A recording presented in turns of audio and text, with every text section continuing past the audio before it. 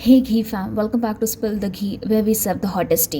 Let's talk about एक ऐसा pattern जो बार बार देखने को मिलता है जब कुछ वेस्टर्न सेलिब्रिटीज़ या ब्रांड्स इंडिया और इंडियंस को इग्नोर या डिसरिस्पेक्ट करते हैं, लेकिन जैसे ही उन्हें अपना बिजनेस एक्सपेंड करना होता है suddenly India becomes their favourite country. और ये कोइंसिडेंस नहीं है, ये प्योर स्ट्रैटेजी है। अगर हम पास्ट एग्जाम्पल्स देखें तो काफ़ी इंस्टेंसेस मिलते हैं जहाँ पे पहले नेगेटिव परसेप्शन या इग्नोरेंस दिखा और बाद में कंप्लीट यू टर्न।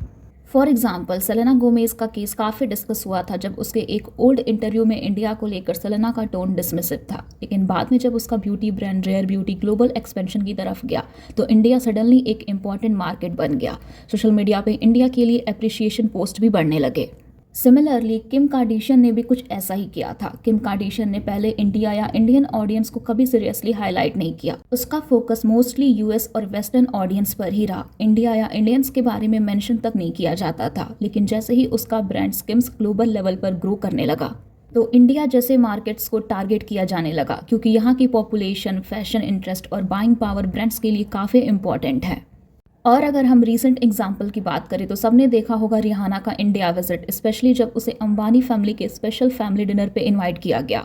और जो रिहाना का इंडिया विजिट था ये कोई कैजुअल या पर्सनल विजिट नहीं था। रिहाना इंडिया आई थी अपने ब्रांड फेंटी ब्यूटी को प्रमोट करने, क्योंकि उसको अपने ब्रांड को इंडिया में एक स्ट्रॉन्ग प्लेस दिलवानी है। अंबानी फैमिली के साथ रिहाना का फैमिली डिनर भी कोई कैजुअल डिनर नहीं था। ये फैमिली डिनर भी एक्चुअली बिजनेस पर्पज से ऑर्गेनाइज किया गया था।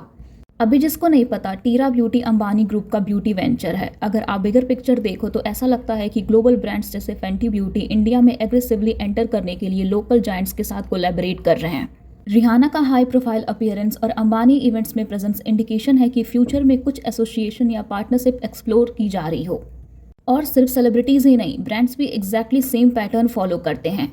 पहले इंडिया को प्राइस सेंसिटिव मार्केट बोल के इग्नोर करते हैं, लेकिन जैसे ही ग्रोथ स्लो होती है यूएस या यूरोप में suddenly India becomes high potential market. Example के लिए स्टारबक्स को देखो। इनिशियली इंडिया में एंटर करने में हेजिटेशन था, लेकिन जब एंटर किया तो पूरा नैरेटिव चेंज हो गया। We love Indian culture, India is important to us etcetera, और ये सब ब्रांडिंग का पार्ट होता है।